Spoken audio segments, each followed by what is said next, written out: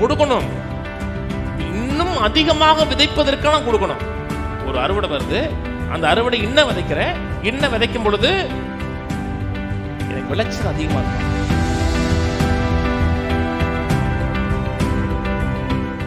அந்தபடி முந்தின நடக்கக்கூடிய மோசம்போக்கும் இச்சைகளாலே கெட்டு போகிற பழைய மனுஷனை நீங்கள் களைந்து போட்டு உங்கள் உள்ளத்திலே புதிதான ஆவி உள்ளவர்களாகி மெய்யான நீதியிலும் பரிசுத்தத்திலும் தேவனுடைய சாயலாக சிருஷ்டிக்கப்பட்ட புதிய மனுஷனை தரித்து கொள்ளுங்கள்.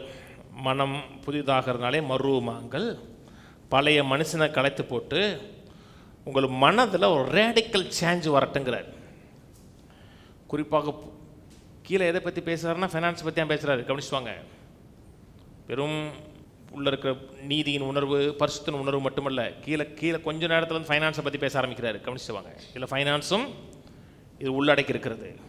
பொருளாதார காரியத்திலையும் என் மனதில் பழைய மனுஷமான சிந்திக்காமல் புதிய மனிதனை போல ரேடிக்கல் கத்தரை சார்ந்து வாழக்கூடிய மனிதனாக சிந்திக்க ஆரம்பிக்கணும். கீழே 26 போயிடுவோம். நீங்கள் கோபம் கொண்டாலும் பாவம் செய்யாதிருங்கள். சூரியன் அஸ்தமிப்பதற்கு முன்பாக உங்கள் எரிச்சல் தனியை கடவுது. இது ஒரு வகையில் கரெக்டு தான். கோபம் கொண்டாலும் பாவம் செய்யாதிருங்கள். ஆங்கில பைபிளில் பி ஆங்கிரி, கோபப்படுன்னு இருக்கு. கோவப்படு பாவம் செய்யாதுன்னு இருக்கு. சில நேரத்தில் கோவப்படணும். அங்கே எப்படி போட்டிருக்குன்னா கோவப்படு, உன் கோபத்தில் சூரியன் அஸ்தமிப்பதற்கு இடம் கொடுக்காதுன்னு இருக்கு. நீங்கள் தரித்திரியமாக இருந்தீங்களா கோவப்படணும். இப்படி வாழக்கூடாதுன்னு கோவப்படணும். ஏழையாக இருக்கீங்களா வியாதியாக இருக்கீங்களா கோவப்படணுங்க. நாளைக்கு ஆனதுக்கப்புறம் அப்படி போகக்கூடாது. அந்த கோபம் தணிந்து விடக்கூடாது, சகசமாக ஆயிடக்கூடாது. கீழே பிசாசுக்கு இடம் கூடாமலும் இருங்கள். கீழே இதுதான் இங்கே தான் ஹையா தூக்குறார். திருடுகிறவன் இனி திருடாமலும் குறைச்சலவனுக்கு கொடுக்கத்தக்கதாக தனக்கு உண்டாயிருக்கும்படி தன் கைகளினால் நலமான வேலை செய்து பிரயாசப்பட கடவன் சொல்றாரு. திருடுகிறவன் திருடக்கூடாது. சொந்த காலில் நிற்கிறதுக்கு வேலைக்கு போன்னு சொல்லலை. அது உலகம் முறைக்க. வேலைக்கு போகணுமா?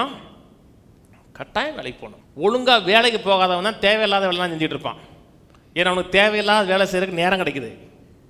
சரியாக சின்சியராக வேலைக்கு போனீங்கன்னா தேவையில்லாத காரியத்தில் நீங்கள் ஈடுபட மாட்டீங்க.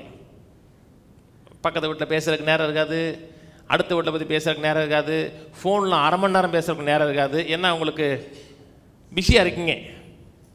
வேலைக்கு போகணும். எதுக்கு வேலைக்கு போகிறோம்னா உன் குடும்பத்தை சோறு போடுறதுக்கு, உன் சொந்த காலில் நிற்கிறதுக்கு வேலைக்கு போன்னு சொல்லலை. குறைச்சொல்ல உனக்கு கொடுப்பதற்காக வேலைக்கு போங்கிறார். அப்படிங்க வேலைக்கு போய் சாப்பிடுன்னு சொல்லலை, வேலைக்கு போய் கொடுங்கிறாரு. எதுக்குங்க வேலைக்கு போகணும்? நான் வேலையினால சாப்பிட்றேனீங்கன்னா உங்களுக்கு வெற்றி ஒரு அளவுக்கு இருக்கும். நீங்கள் கொடுக்கறதுல சாப்பிட்றதா இருந்தீங்கன்னா உங்களோட விளைச்சல் அபாரமாக இருக்கும். மைண்டு ரெனியூ பண்ணிடுங்க, மனதை புதுப்பிச்சிருங்க. வேலையின் அடிப்பில் சாப்பிட்டீங்கன்னா உங்கள் வேலை வருமானத்துக்கு ஏற்ற விதத்தில் தான் உங்கள் வாழ்க்கை தரம் இருக்கும். கொடுக்கறதுன்னு அடிப்படையில் சாப்பிட்டீங்கன்னா விளைச்சல் அவருடைய தரத்தில் இருக்கும் பொழுது உங்கள் வாழ்க்கை தரமும் கூட ஆரம்பிக்கும். இன்னொன்று சொல்கிறேன், கொடுக்கணுமா? கொடுக்கணும். கொடுக்கும் பொழுது பெற்றுக்கொள்வதற்காக கொடுக்கக்கூடாதுங்க, அது தப்புங்க. கொடுக்கணும். இன்னும் அதிகமாக விதைப்பதற்கான கொடுக்கணும். நான் சொன்னது புரியுதுங்களா? கொடுக்கணும். ஒரு அறுவடை வருது, அந்த அறுவடை இன்ன விதைக்கிறேன், இன்ன விதைக்கும் பொழுது எனக்கு விளைச்சல் அதிகமாக இருக்கும். எப்போ விதை செயல்படும் தெரியுமா? நான் விதைக்கிறேன், 1 மணி நேரம் பேசியிருக்கேன், அப்படியே ஏற்றுக்கொண்டு உங்களுக்கு இருதயமாக நிலத்தில் அந்த விதை செத்துச்சுன்னா அது வேலை செய்யும். செத்துச்சுன்னா உங்களுடைய இருதயத்தோடு இந்த வசனம் அப்படி ஒன்றரை கலந்துடணும். இருதயமா வசனமான அடுத்து நோண்டோம்னா அந்த வசனம் வந்து அந்த பெர்சனாலிட்டியோடு மாறிடணும். அப்படின்னா அந்த வசனம் செத்துருச்சுன்னு அர்த்தம். செத்ததாகில் மிகுந்த பலனை கொடுக்கும். வாசிப்போம். யோவான் 12:24. மெய்யாகவே மெய்யாகவே அப்படின்னா என்ன அர்த்தம்? ரொம்ப உண்மையாப்ப கொஞ்சம் கவனின்னு அர்த்தம். மெய்யாகவே மெய்யாகவே நான் உங்களுக்கு சொல்லுகிறேன், கோதுமை மணியானது நிலத்தில் விழுந்து சாகாவிட்டால் தனித்திருக்கும், செத்ததை ஆகில் மிகுந்த பலனை கொடுக்கும். ஒரு கோதுமை மணி நிலத்தில் விழுந்து செத்துருச்சுன்னா அறுவடை ஏற்படுத்தி கொடுக்கும். மத்தேயு 9:30 சொல்லுகிறார், தேவனை பற்றி பேசும்பொழுது அறுப்புக்கு எஜமான்கிறார். ஒரு விதையை விதைக்கிறேன், ஒரு விதையை விதைச்சிட்டு இதுக்கு அறுவடை எப்படி வரும், இப்படி வருமா இப்படி வருமா, அவர் மூலம் கொடுப்பாரா இவர் கொடுப்பாரா, சரி இவருக்கு நான் கொடுத்துருக்குறேன், இவர் நான் கொஞ்சம் ஃபேவராக நடந்துக்குவார் அப்படின்னா அந்த விதை சாகலை. அந்த விதை இன்னும் உங்கள்கிட்ட தான் இருக்குது.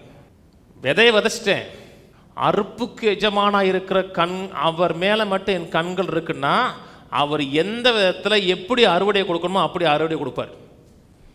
அப்போஸ்தலனாகிய பவுல் சொல்கிறார், நான் நட்டேன், அப்போலோ நீர் பாய்ச்சினான், விளைய செய்கிற கர்த்தர். நான் ஒரு மனிதனுக்கு தயவு காமிக்கிறேன், தயவை 2 விதத்தில் காமிக்கலாம். தயவு காமிக்கிறவன் நடிக்கலாம், நான் அவருக்கு எதே நன்மை செய்கிறவன் நடித்து அவர்கிட்ட ஒரு ஆதாயம் பெறுவதற்காக நான் தயவு காமிக்கிறவன் நடக்கலாம். இன்னைக்கு உலகத்தில் அதான் நடக்குது பெரும்பாலும். ஆனால் ஒரு மனிதனுக்கு எந்தவித பிரதிபலின் பார்க்காமல் அவருக்கு நான் தயவாக இருக்கிறேன், தயவை விதைக்கிறேன், இரக்கத்தை விதைச்சதுக்கப்புறம் நான் கர்த்தரை நோக்கி பார்க்குறேன்னா அறுப்புக்கு எஜமான் எனக்கு அறுவடை கொடுக்கும் பொழுது ஹை ஸ்டாண்டர்டாக இருக்கும். நான் எனக்கு உதவி செஞ்சேன், என்னை மறந்துட்டான், அவன் எனக்கு உதவி திருப்பி செய்வான் நான் எதிர்பார்க்கவே இல்லை, அவர் எனக்கு செய்வார். ஏன்னா அறுப்புக்கு எஜமான் மனுஷன் அல்ல, அறுப்புக்கு எஜமான் கர்த்தர். யார்கிட்ட எந்த பிரதிபலன் பார்க்காம கொடுங்க.